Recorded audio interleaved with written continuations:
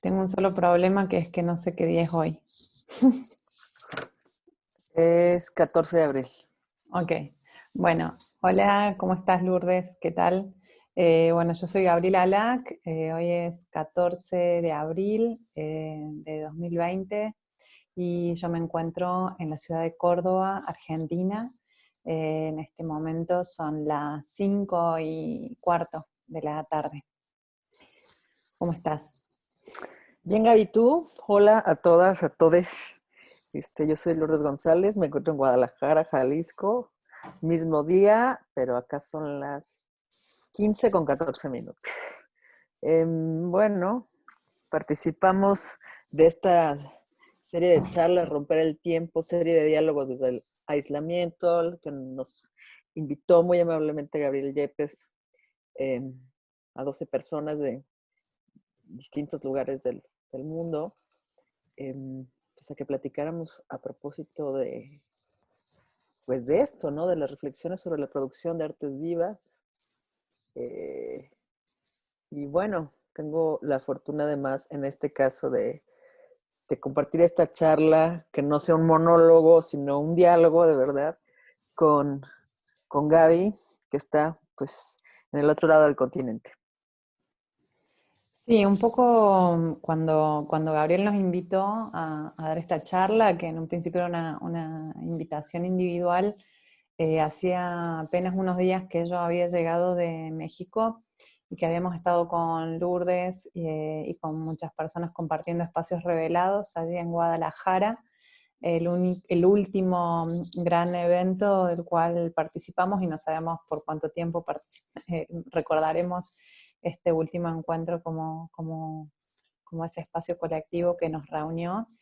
Y en ese momento una de las cosas que, nos, que me surgieron preguntarme fue cómo hacer para monologar o para hablar sobre esta situación que nos toca y sobre las artes vivas eh, sola. Y cuando digo sola es porque en este momento yo me encontraba aislada guardando mi cuarentena después de llegar de México en una casa de campo y bueno, sin mi biblioteca, que por suerte ahora sí ya la tengo aquí, y entonces también me parecía que continuar el diálogo que había comenzado en Guadalajara con Lourdes era algo que me estimulaba y que me permitía birlar de alguna manera el aislamiento en el que me encontraba. Estás tomando mate, Lourdes. Eso, me falta mi mate aquí. Bueno, vos Bueno, tomás mate y yo llevo mi rebozo mexicano. Mira, así está hacemos muy cada bien. una honor a la patria de la otra. Bueno, está muy lindo. Oye, y bueno, en esta invitación y después de charlarlo, y así como tú lo dices, después de haberte ido em, de México, también teniendo que cancelar un taller que vas a dar en Salamanca sobre la producción editorial como proceso artístico, nos decidimos hacer esta charla juntas, este diálogo juntas, y entonces nos propusimos un ejercicio que a ver cómo nos sale, porque no lo hemos ensayado, lo estamos haciendo directo, pero bueno, juntamos una serie de materiales aquí, yo más al azar que Gaby, la verdad. Yo me lo propongo hacerlo como un poco más, a ver qué sale, y justo escuchándola ahorita hablar de dónde estábamos, ¿no? Se me ocurrió, te voy a sorprender, Gaby. Este, Se me ocurrió traer esto que dejaste en la oficina. Wow, el breve glosario sobre prácticas artísticas en territorio. Y mira, qué bueno, porque una de las palabras de ese glosario que escribió Rubén Ortiz en esta residencia que hicimos juntos para el archivo de Espacios Revelados, está esta palabra que tengo aquí detrás mío, que es delirio. Claro, está la palabra delirio, y entonces, pues este ejercicio que vamos a hacer, igual a ver qué salen, podremos leer, mostrar, no sé. voy a leerlo. Por favor. Les artistas hacen delirar el sentido común de sus materiales, de sus espacios, de sus interlocutores. Pero ¿acaso cabría decir de inmediato que delirar no es un simple enloquecer, sino tal vez la inauguración de un territorio sensible nunca antes experimentado? Les artistas, por tanto, no hacen trabajo social. Más justo sería decir que sus efectos ponen a delirar las coordenadas que la sociedad establece para su propia preservación. Los artistas excavan en la memoria sensible de la tribu, pero nadie sabe qué pondrán luego en la superficie. Los artistas se desajustan. Por eso, en la moneda que lanzan, jugar a los dados en la mesa de los dioses, eso es el delirio. Una cara corresponde al peligro y otra a la inocencia. Bueno, y con esta invitación que nos hacen, también nos invitan a transitar por algunas preguntas, ¿no? Que tienen que ver con qué son las artes vivas, cómo las podremos definir, cuáles son las principales líneas de relación entre la escena local e internacional, cuáles son nuestros puntos de vista de esta circulación, y de pronto en este nuevo marco, en este contexto, nos hacía un poco ruido una discusión quizá tan dura. Entonces, bueno, lo estuvimos hablando, quizá este tránsito que tiene más que ver con lo sensible, con los afectos. Pensaba ahorita cómo evocando puedes traer personas, y lo dijiste de Rubén, ¿no? O sea, al nombrar a Rubén, Rubén ya está presente en este diálogo nuestro desde el confinamiento, ¿no? Sí, y sobre todo viene Rubén en un ejercicio que hicimos juntos en Guadalajara, en donde estábamos tratando de reflexionar sobre la práctica artística en territorio y sobre las palabras claves que nos permitían hablar sobre eso, no solamente sobre las artes vivas, sino las artes vivas que salen de los espacios culturales para habitar el territorio, bueno, común, en el caso de espacios revelados, los espacios abandonados, ¿no? Estabas hablando de Rubén y tú. Nada, que la palabra delirio, que es la palabra que elegiste vos y que yo también elegí para contextualizar esta conversación, para mí tiene que ver con algo del carácter del momento que estamos viviendo, ¿no? Por un lado, mi regreso a Argentina fue un poco delirante, como decís vos, yo estaba por dar un taller en Salamanca, recién acababa de terminar Espacios Revelados, y me regresé por miedo a quedarme en México, pero en realidad yo estaba haciendo planes para quedarme más tiempo en México. De hecho, te voy a mostrar una cosa que no sé si te he mostrado antes. Voy a compartir mi pantalla y te voy a mostrar lo que me llevó antes de venirme de México. Yo estaba haciendo mi trámite de residencia para quedarme más tiempo, para quedarme unos meses más, y me llegó justo el día antes de regresarme a Argentina la aceptación para poder ir a hacer mi trámite de tener mi documento mexicano. Y en ese sentido, me parece que ese subir al avión, ese regreso del día 20 de marzo a la Argentina, para hacerme cargo de alguna manera de una sala de teatro que está cerrada, también es un poco delirante, ¿no? Es en lo que estamos las personas que estamos viviendo aquí en Argentina. ¿Ves lo que te estoy mostrando ahora? ¿Sí? ¿Sabes qué es? ¿No? La primera dirección es la dirección de mi casa, y la segunda dirección es la dirección de Documenta, escénicas. Y este recorrido de 30 minutos a pie es el recorrido que yo tendría que hacer para poder llegar al foro. Sin embargo, desde que estoy aquí, desde el 20 de marzo, ya casi dentro de poquito se cumple un mes, no he podido ir a la sala.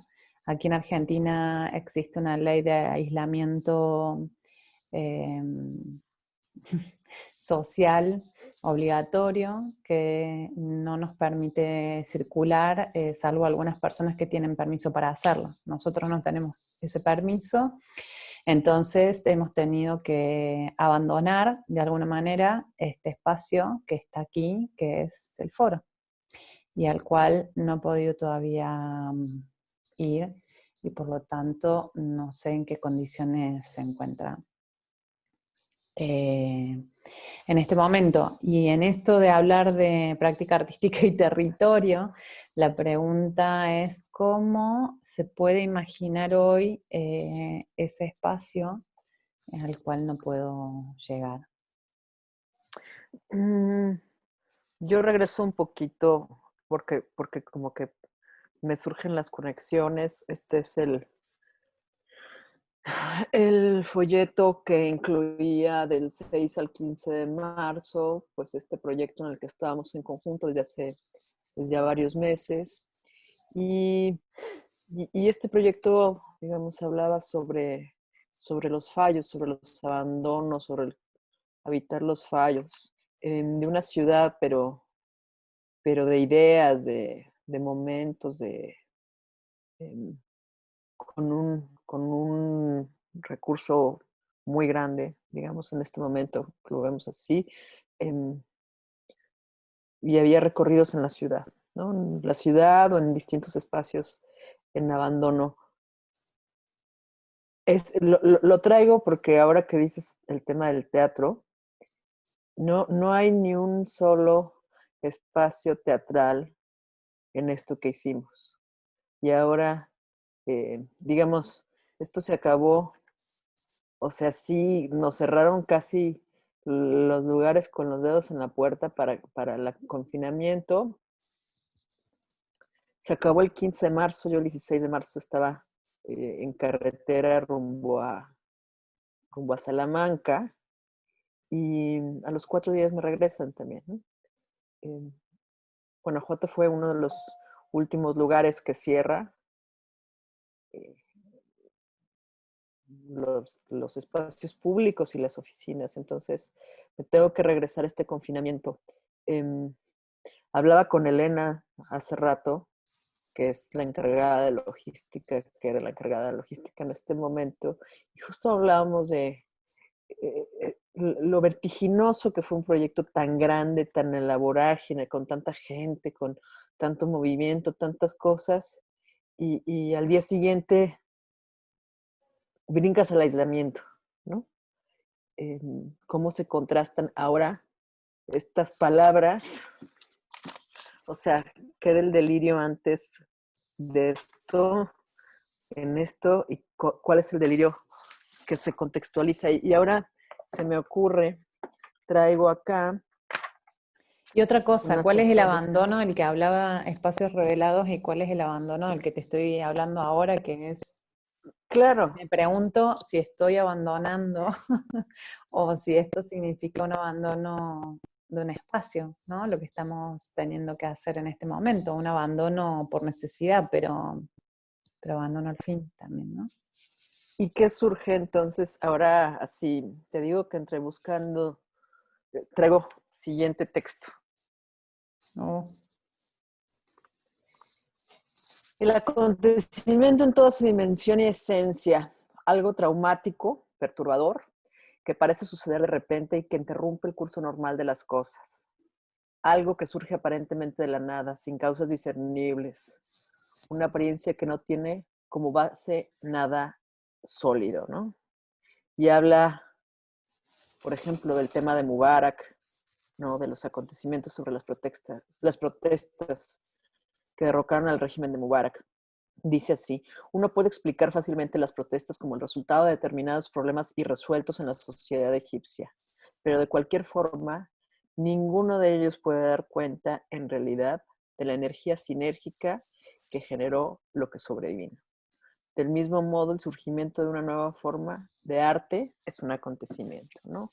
Si en un primer enfoque, un acontecimiento es por consiguiente el efecto de parecer exceder sus causas y el espacio de un acontecimiento es el que se abre por el hueco que separa un efecto de sus causas. Ya con esta definición aproximada nos encontramos en el corazón mismo de la filosofía, puesto que la casualidad es uno de los problemas básicos que trata la filosofía. ¿Están todas las cosas conectadas por vínculos causales? ¿Tienen todo lo que existe que estar justificado por motivos suficientes? ¿O existen cosas que de algún modo ocurren porque sí? ¿Cómo puede entonces la filosofía ayudarnos a determinar lo que es un acontecimiento, un suceso que no está justificado por motivos suficientes y cómo es posible? Yo Por no te... último, cierro, Sí. espérame, cierro con esta pregunta. Ujú. ¿Es un acontecimiento, un cambio en el modo en que la realidad se presenta ante nosotros o se trata de una transformación devastadora de la realidad en sí misma? La aparición inesperada de algo nuevo que debilita cualquier diseño estable. Bueno, esa es una pregunta que yo me hago en este momento, ¿no? Como cuál va a ser el escenario. Para mí hay una imagen que me falta, que es una imagen que no me permite de alguna manera accionar demasiado en este momento y en este contexto, que es que no sé exactamente qué es lo que está pasando. Exacto, bueno, Quiñard en la imagen, mira, las dos tenemos Mira, el no, mismo. fíjate, ya muy bien, yo DJ, te estoy haciendo el DJ a ti. Pero mira, mira, que la imagen, qué bonito que podamos esas sincronías, ¿no? Como que también hay algo de poder mantenernos conectadas a través de la lectura. Y yo creo que ahí hay algo que la imagen, dice Guiñar, que nos falta, es la imagen inicial, la de nuestra concepción, pero también la imagen de nuestra muerte.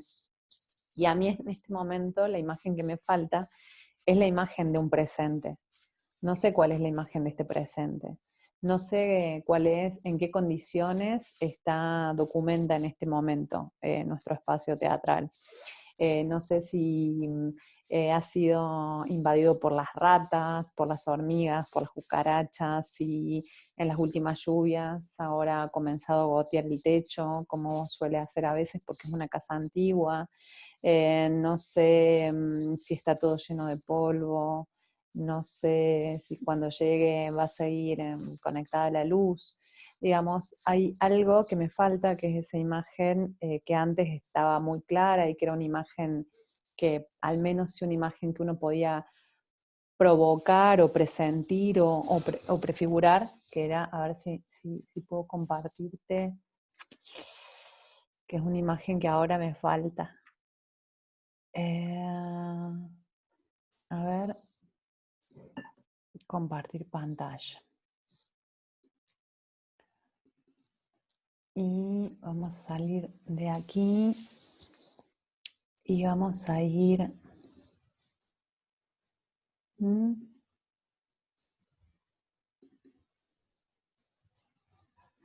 ¿No? Así estábamos no hace mucho, leyendo. Acá creo que Camila estaba presentando su libro, El viaje inútil, cuando Documenta cumplía años, ¿no? Mirá, éramos muchos. Esa Muy imagen, pegados. muy pegados, ¿no? Mi pregunta es, en esta, ¿vamos a poder volver a estar alguna vez en esta situación? ¿O realmente hay que pensar ya en una transformación en los modos de hacer y de pensarnos en terreno de las artes vivas? Y a mí hay algo que me conflictúa un montón, que es que esta sensación que yo tengo de este teatro abandonado, que me pesa, siento que está siendo tapada o invisibilizada por una cantidad enorme de acciones mediáticas, ¿no? En las redes de artistas que, para no perder espacio, o también para intentar hacer algo en este momento de tanta nada están realizando o proyectando sus piezas o dando charlas, o bueno, lo mismo que estamos haciendo nosotras ahora, ¿no? Pero lo cierto es que por más que el teatro... Generando imágenes. Generando imágenes, pero lo cierto es que por más que el Teatro Cervantes en Buenos Aires tenga una programación de proyecciones de sus piezas representadas en tiempos anteriores enorme y súper rica e interesante, el teatro está con las luces apagadas y las puertas cerradas y deshabitado totalmente. Esa imagen del teatro deshabitado, que mi pregunta es si esa situación se instala y perdura en el tiempo, si se va a poder volver a la vida de esos espacios de la misma manera que los estaban funcionando antes de los cierres, porque realmente hoy están cerrados, o si realmente vamos a tener que pensar en una transformación mucho mayor y preguntarnos si esas son las ruinas de un pensamiento escénico del pasado, que ya esos lugares, tal como fueron concebidos, no tienen lugar o no tienen posibilidad de seguir existiendo de esa manera. Pero al lugar donde coloca la palabra teatro, ayer le mandé a Susana Chávez, directora del Museo Cabañas, acá, un artículo a propósito de los museos, ¿no? Y se lo dije al revés. Donde dice museo, desplaza la palabra y le cabe teatro, feria, auditorio, ¿no? Totalmente. Eh, Lo que pasa es que en o el caso de sea, las ferias son espacios que son temporales. En el caso de los teatros son infraestructuras estables pero en el caso de los museos es lo mismo. O sea, los sí, museos y a los teatros, y esta cosa que hemos hablado también mucho, ¿no? O sea, que yo siempre hago como una liga muy cercana eh, entre la caja negra y la caja blanca, como lugares, para mí me parecía que ya había más, de pronto, mm, no sé, que eran proyectos ya casi muertos, ¿no? O sea, seguir construyendo teatros, seguir haciendo museos, donde se celebra, al igual que en las ciudades, la cantidad de personas que ingresa, porque entonces eso se traduce en un capital económico mayor, em, no en mejor ver una pieza, ¿no? Yo recuerdo la última vez que estuve en el Museo del Prado, que estaba la exposición del Jardín de las Delicias del Bosco, cuyos boletos se habían acabado varias semanas atrás y, y era imposible caminar adentro, ¿no? Mm, o sea, te angustiaba tanta gente. Y entonces, aquello masivo, como el Louvre seguía reportando cada año que tenía más visitantes y más visitantes y más visitantes, ciudades colapsadas como Barcelona por el turismo, que seguía celebrando. Entonces, la idea de la cantidad me parece que ya no es posible. O sea, reflexiono la distancia que hay entre una sala como Documenta, digamos, y estas grandes masas. Aún así, esas imágenes, mientras las vemos, es muy bonita la que pusiste antes, porque es como, ahora nuestro lema en México es la sana distancia, ¿no? Entonces, y ya es siempre con el brazo, o sea, es a 2 metros de ti la siguiente persona. Em, eh, fíjate lo que saqué justo de Reina Sofía. La a ver, grieta del loro.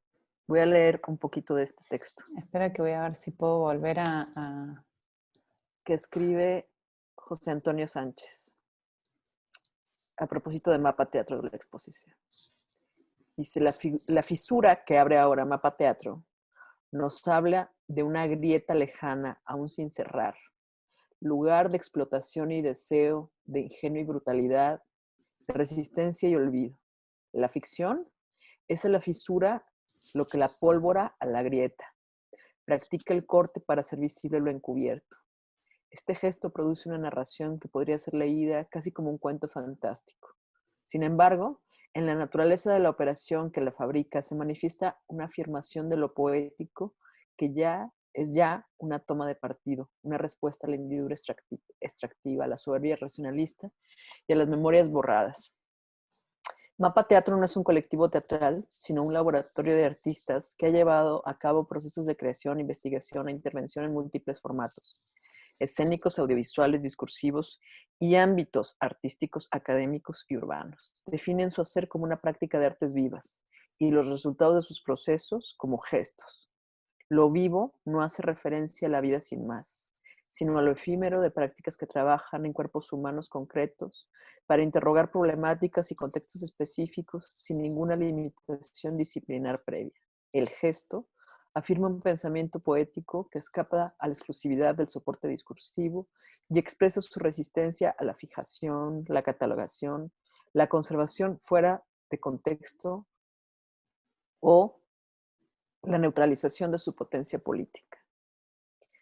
Uno de los primeros retos que plantea, pues, esta fisura, en continuidad con otras tentativas de Mapa Teatro en otros lugares y de otros artistas en este museo, es la inducción de lo vivo en este espacio, cuya misión institucional es la de conservación, por más que ésta no sea incompatible con otras, como la habilidad de marcos para la experiencia estética y la generación de discursos.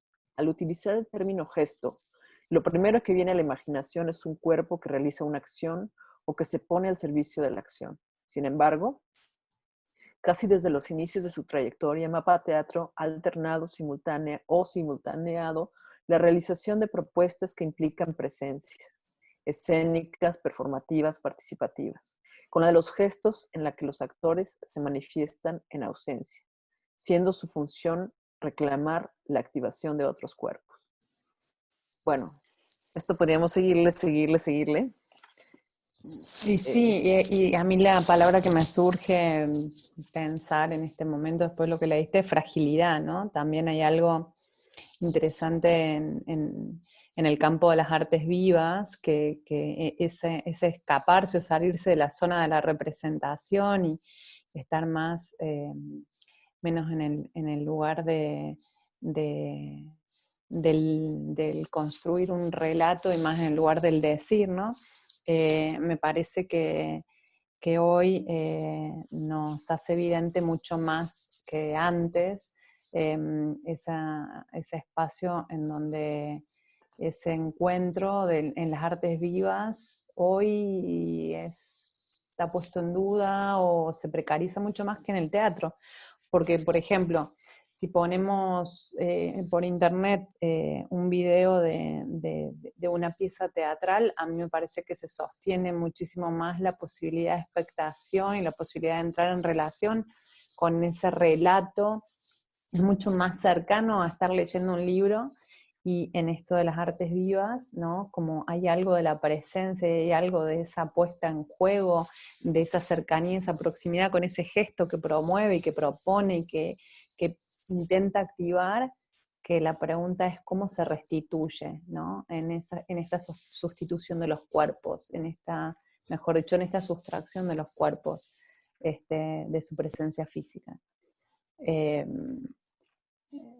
Yo creo que sí hay algo como muy auspicioso en términos de que en esta relación pensamiento-creación que está en el origen de este concepto, y que Rolf también siempre Rolf Albert Halden de Mapa Teatro lo trae siempre muy como uno de los datos importantes de esta indisciplina que vendrían a ser las artes vivas. Me parece que ese sí es un lugar desde el cual se puede sostener todavía esta profusión de ideas que nosotras mismas nos está generando el ponernos a pensar en las artes vivas. Pero la pregunta es esa fibra tan sutil, tan del contacto con el territorio, con los cuerpos, la intención de tocar esos cuerpos, de activar esos gestos, a dónde o cómo van a tener que transformarse para sobrevivir. Y ahí te llevo hacia ese lugar, a la supervivencia, que creo que es uno de los campos en donde estamos hoy situados en el pensamiento todos, ¿no?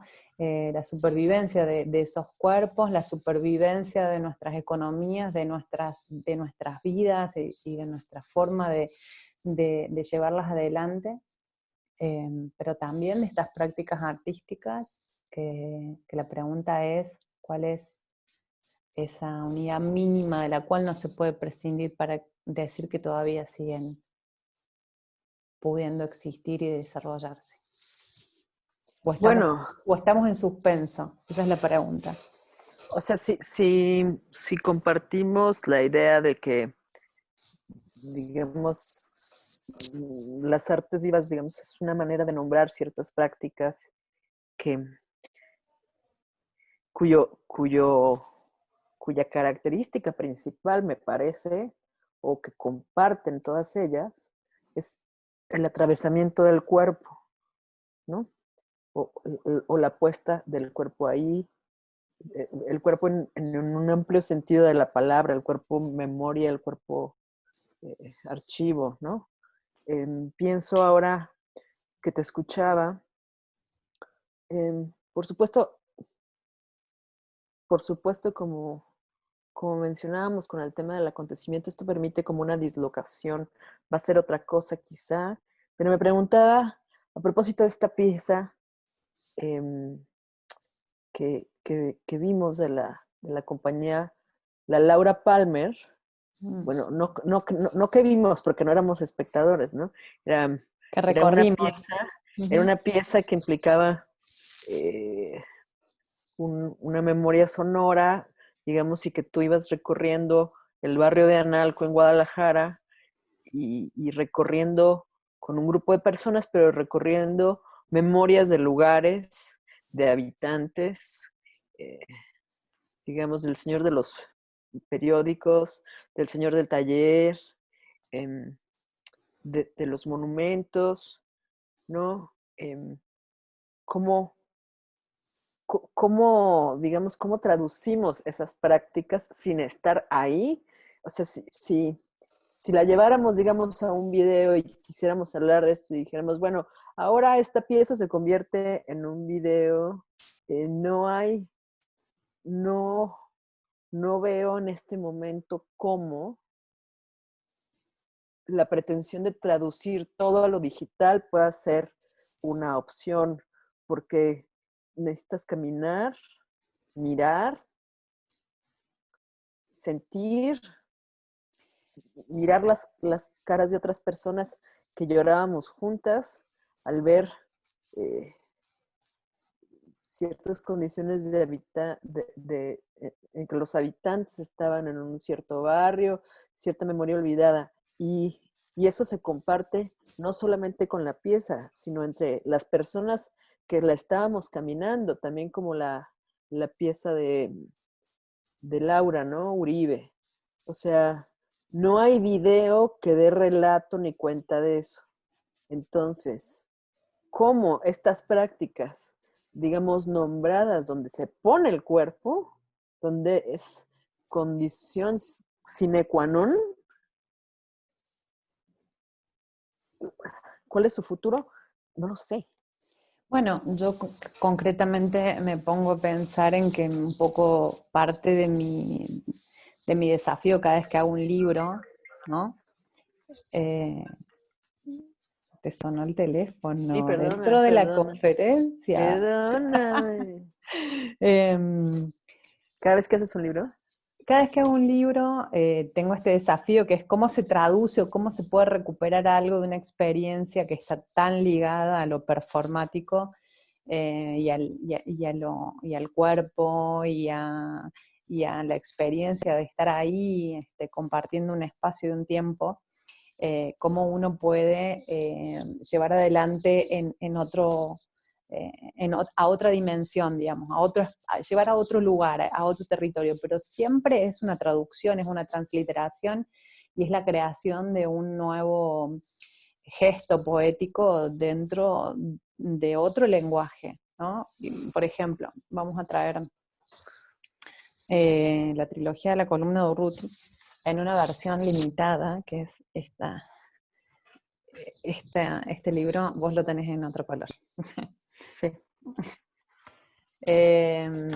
La trilogía de la columna de Urruti de Emilio García Huevi claramente es una pieza imposible de traducir al formato editorial y no aniquilarla, ¿no? Pero sí uno puede trabajar en el campo de la edición pensando en una nueva pieza. Yo creo que lo que no he visto hasta ahora en el formato digital es una poética, ¿no? Esto, por ejemplo, que es lo que hicimos es intentar construir un lenguaje dentro del campo del libro que de alguna manera se vincule, se asocie con lo que Emilio está trabajando con la trilogía. Es lo que yo todavía no encuentro en ninguna de las expresiones que estoy viendo que se comparten a través de las redes, ¿no? Pero creo que es muy pronto, porque todavía hay una cierta, me parece una cierta negación al desplazamiento real, justo de la traducción hacia otro lenguaje. O sea, nos seguimos aferrando al teatro como teatro. Entonces, ahorita está todo el mundo muy preocupado por cuándo vuelven sus funciones, sus temporadas. Eh, Van a tener que o esperar un sea, poco. a mí me parece un poco delirante. ¿A qué hora seguimos haciendo festivales? O sea, ¿cómo? Eh, o sea, no es que pasado mañana nos vayan a dejar, digamos, salir y ya no estemos confinados y de pronto podemos salir corriendo a estar en espacios cerrados. O sea, eso ya no va a ser pronto. No, no va a ser Entonces, pronto, pero también ha sido demasiado pronto el abordaje de lo digital, sin para mí ningún tipo de reflexión.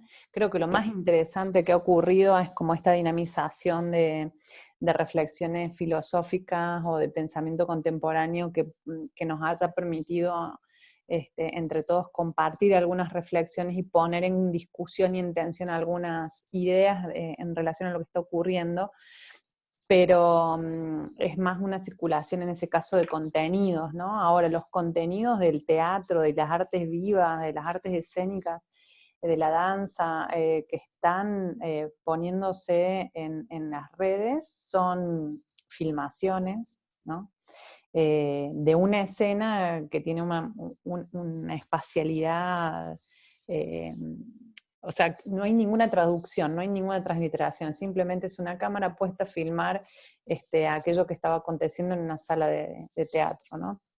Y lo que vos decís, otro tipo de experiencias como la de la Laura Palmer, eso ya ni siquiera, ¿no? Porque yo no he visto todavía ninguna propuesta dentro de las redes que genere otro tipo o que recupere otro tipo de experiencias más complejas, más site-specific, como en el caso que fue esta pieza que se llamaba Del otro lado del río, si no me equivoco, ¿no? a este lado del río solo el silencio. A este lado del río, solo el silencio. Muy bien. O la experiencia misma, ¿no? También retomaba del archivo que hizo eh, Laura Uribe, ¿no? De la biblioteca viviente, así se llamaba la pieza, ¿no? Ay, no, ¿cómo se llamaba? ¿Archivo vivo? Archivo vivo. Archivo Es que hubo vivo. mucho archivo y mucha Eh, biblioteca en y esta mucha semana. memoria, ¿no? Y el olvido, y hijo, por eso me pregunto si no hay ciertas conexiones ahí, como de una Ay, cosa a con ver. otra, con otra, con otra, con otra. Bueno, leo nada más un poco para poner en contexto. El proyecto Archivo Vivo busca activar las voces de la Biblioteca Pública del Estado, hoy sede Agua Azul, a través de los cuerpos y objetos que podrían ser catalogados como obsoletos y que quedan como vestigios en los pisos en desuso del edificio. La instalación sonora y la obra escénica parten del simulacro de un recorrido guiado por exbibliotecarios que laboran ahí, el cual se entrelaza con la voz del archivo vivo, adultos mayores que comparten micronarrativas autobiográficas en torno a la idea de resistir, pero cuando cuando vuelvo a los cuerpos para entender esta pieza, es que es imposible. Si a mí me pasan los audios o los leo, hay un cierto nivel de potencia, pero mirar los rostros de las mujeres, ¿no? Eh, observar esos cuerpos, Te voy a hacer un regalo, mira. la dignidad de sus miradas, ¿no? El lugar, la vibra que nos estaba pasando a todos. No sé, hay algo de lo afectivo, de lo emotivo, compartido, no a través de una pantalla, que no sé cómo vamos a recuperar. O si esto se va a recuperar, o cómo lo vamos a sustituir, o a mí me preocupa muchísimo el tema del tacto, ¿no? Mira Qué lo que te bonito. hice mostrar. Bueno, estas son las señoras que participaban en la pieza. Qué bueno que la traes. Sí, y que era muy conmovedor, ¿no? Porque también había también ahí como una decisión del espectador, toda una actividad, o sea, éramos espectadoras muy activas, estábamos allí decidiendo con cuál de las señoras nos quedábamos, cuánto tiempo escuchando sus relatos, porque no eran relatos breves tampoco, cuáles íbamos a escuchar. Y bueno, y la verdad que que estar ahí en esa biblioteca, en el espacio del saber, que era justamente el espacio de disputa en el que ellas estaban ahí como luchando porque no se las desplazara, ¿no? También había ahí una lucha por estar en esos lugares, era muy, muy conmovedor, ¿no? Había algo también del diálogo entre el espacio y los cuerpos que no se puede reponer de ninguna manera. Claro, y que ahora, el último día hablábamos de la reposición de esta pieza, como de otras tantas piezas, por la potencia que habían tenido, ¿no? Y, y es como la vida nos cambió de un día para otro. O sea, el domingo salimos diciendo, bueno, a ver si la próxima semana empezamos una temporada. O sea, hablamos de la reposición como un suceso que iba a acontecer, ¿no? Nunca nos imaginamos que a la hora de cerrar esa puerta no iba a haber repetición y teníamos que sacar las cosas, ¿no? Teníamos que desalojar el lugar y, y, y con una promesa de lo vamos a hacer. Y ahora ya no es ni cuándo vamos a volver, es lo podremos volver a hacer. Sí, yo creo que hay para mí en lo personal fue un cimbronazo muy grande, porque además yo estaba como en todo un proyecto a largo plazo en relación a México, salirme de México corriendo, huyendo, cual fugitiva, llegar a Argentina en esta situación mucho más dura de imposibilidad de circular que fue un shock importante, ¿no? Esta inmovilidad a lo cual no estamos acostumbrados, ¿no? Estar dentro de nuestras casas, encontrarnos de nuevo con, con otro espacio también para el pensamiento. En mi caso, a mí me desordenó, me desorganizó mucho algo de una inercia muy grande con la que venía también funcionando. Y creo que te lo dije a vos en un momento, que esta detención, este detenernos que estamos viviendo todos y que creo que es a nivel mundial, como no sé si yo he vivido en otro momento una situación que afectara a tantas personas en simultáneo, ¿no? Creo que es la primera vez en mi vida en la que me siento en una situación global donde todos estamos afectados por lo mismo. Y, y me parece que una cosa también que se repetía este último tiempo, este último año, fue escuchar a todos mis colegas, a todas mis amistades, a todas mis familias decir, no doy más, necesito parar, lo único que quiero es parar, es tener tiempo y parar. Y creo que ese Bueno, parar, ¿no? ¿te acuerdas con el foro lo que nos contaba Laura a propósito de cómo se armó esta pieza y lo que le decían las señoras? Que lo único que ellas tenían era tiempo, ¿no? Uf, Entonces, qué fuerte. yo me acuerdo de esa frase y me acuerdo que dije, puta, qué envidia. O sea, qué envidia que ellas tienen tiempo. O sea, nosotros estamos en la vorágine de no parar, como en un tobogán que medio te vas queriendo agarrar, pero que no es posible, que se desborda cualquier tipo de reflexión, cualquier Sí, pausa, ¿no? sí, y yo creo que en espacios revelados también eso se notaba mucho, ¿no? Yo hice dentro del archivo, del laboratorio de archivos, que llevé adelante una reunión cuando en realidad hubiera sido interesante hacer 3 o 4, ¿no? Y era porque nadie tenía tiempo. O sea, no había espacio, no había tiempo para reunirnos tampoco, ¿no? Entonces, ahora no lo logramos hacer porque no hay un espacio eh,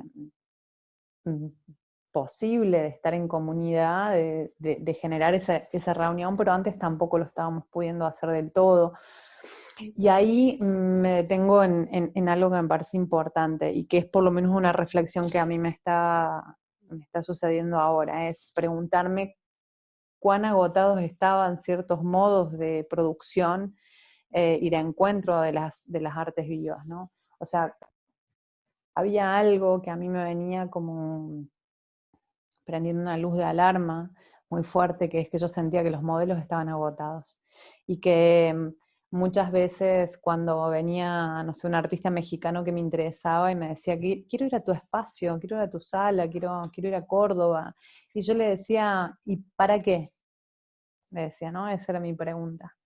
A lo cual, por supuesto, se sentían como un poco desorientados. ¿Cómo voy a preguntar para qué? Y yo decía, sí, bueno, suponete que vos vas, haces tu función teatral, estás en Córdoba, podemos llegar que a la reflexión de que a la gente le gustó tu pieza, no le gustó, que fue más público, menos público, que tuvimos más repercusión de prensa, no, pero realmente tenés tiempo para que nos demos un espacio, o sea, podemos llegar a combinar, por un lado, intereses en común para generar un tiempo de estar juntos y de compartir a otro nivel de profundidad lo que estamos haciendo. Y ahí es cuando yo empecé como a trabajar en las residencias de Nazcochinga, que es donde estuve confinada ahora estos 15 días cuando volví de México sola, porque empecé como a intentar, o sea, en mi campo de lo posible, generar espacios para estar juntos de otra forma. No Bueno, sé. me recuerda ahora eh, a mí desde hace mucho tiempo, ¿sabes? Me desplacé de un interés por el teatro de manera muy directa y me empezó cada vez más a, a picar la idea de los procesos de formación, de investigación y de residencias. Cuando dirigía el ARBA, justo le aposté al tema de las residencias, porque ya me parecía que había muy pocos espacios, digamos, de resistencia en términos de productividad. Y ahora que dirijo el Centro de las Artes de Guanajuato, me parece que uno de los proyectos que a mí más me importó, más me ha interesado y, y que faltó por terminar el Diplomado de Artes Vivas y Pensamiento Crítico, este proyecto de profesionalización, eh, que pensamos junto con Héctor Burges. Una de las cosas, digamos, que tenía este proyecto tenía que ver con invitar a gente de distintas disciplinas um, a pensar, a estar una semana. La condición era una semana al mes, todo el mundo está presente con el cuerpo, lo piensa y se dedica todo el día y parte de la noche, en algunos casos, a estar, a poner el cuerpo, a estar juntas. Y los participantes que variaron, al final hubo como una especie de decantación del grupo y una especie de aglutinamiento muy poderoso, ¿no? Bueno, tú lo viviste, tú lo viste y creo que nos lo dijeron varias veces como, como era un espacio de respiro. Eh, donde todo quedaba a en la producción. suspenso y todos se enfocaban en estar ahí, ¿no? Que eso era muy interesante, cómo iba creciendo también la disponibilidad de ellos. Ya no era solamente el horario que estábamos dentro del seminario, sino que estábamos todo el día juntos, ¿no? Y eso creo que va a pasar a la historia, ese ciclo que armaste con Héctor, porque de verdad yo lo viví y para mí fue una experiencia increíble. Fue del tipo de experiencias que me interesa hacer, ¿no? He Y tenido bueno, nada más, perdón, nada más, sí, para finalizar con ese, o sea, curiosamente, el título del proyecto del último módulo que ya no se pudo hacer, aquí está, ¿no? wow, el de Mario, sí, que yo de hecho lo quería hacer, Sí, el de ¿no? Mario Bellatín, pero es radiografía del proceso de estar juntos, porque creo que justo la potencia de ese proyecto era darnos cuenta de lo que implicaba estar y poner el cuerpo ahí, ¿no? Y la experiencia donde se compartía Héctor, Rodrigo Parrini, Mateo Feijó, Marisela Álvarez, tú, ¿no? Muchos de los que pasaron por esto, ¿cómo, cómo decían lo mismo? ¿No? Es como un espacio de estar, de intercambiar, siempre se llegaba con una idea de lo que era y se terminaba haciendo otra cosa, ¿no? O sea, digamos, nunca se produjo una obra de teatro, pues, ¿no? Bueno, creo que con esto, que es un muy bonito punto de llegada, no sé cuánto vamos en el tiempo y esta plataforma sé que es un poco dura y que no nos permite eh, estar mucho por aquí, pero antes me gustaría traerte, ya que vos has traído bonitas lecturas, este libro que creo que No lo nunca, veo. ¿no lo ves? Ya, Teoría ya, de la ya. retaguardia. Teoría de la retaguardia. Es de Iván de la Nuez.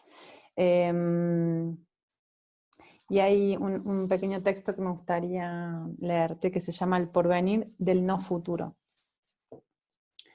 ¿Cuál sería el futuro del arte en un mundo que cada día se dedica a negar el porvenir? Esta pregunta ya la hizo Lanchot en el libro que vendrá. Y su respuesta fue clara. Precisamente en esa falta de destino encontramos las claves para entrever el mañana. Cualquier arte se origina en una carencia excepcional. Fin de cita. Así que el arte futuro de una vida sin futuro tendría sus ventajas. Una de ellas es que el artista, también el escritor, pues Blanchot los amalgama sin distingo, ya vendría despojado del deseo de alcanzar el poder y la gloria.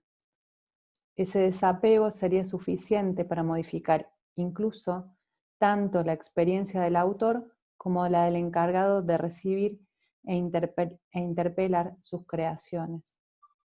Claro que también el futuro de Blanchot prefigura una atmósfera de extraordinario batiburillo que hace que el escritor publique antes de escribir, que el público informe y transmita lo que no oye, que el crítico juzgue y defina lo que no lee, que por último el lector haya de leer lo que aún no está escrito.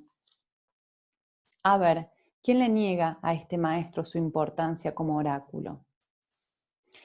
El caso es que una vez situados en este presente, que era el porvenir de Blanchot, el arte puede aguardarle al menos tres avatares posibles. Uno, actuar como ironía nostálgica de lo que fue y de lo que ya no podrá ser. Dos, afianzar su tendencia a suceder como texto y disfrutarse u odiarse como lectura. Una tercera eventualidad vendría servida por un rudimento más discreto, que suplantaría este tiempo marcado con el superávit de horas posibles para una época de horas necesarias. En este punto, un pensamiento retaguardista se definiría por desentrañar la relación entre arte y supervivencia. Justo en este tiempo en que no importa únicamente la supervivencia del arte, sino algo tan perentorio como el arte de la supervivencia. Ese momento exacto en el que Marcel Duchamp vuelve a resucitar. Se desentiende del ready-made y prefiere su autodefinición más exacta. Soy un respirador.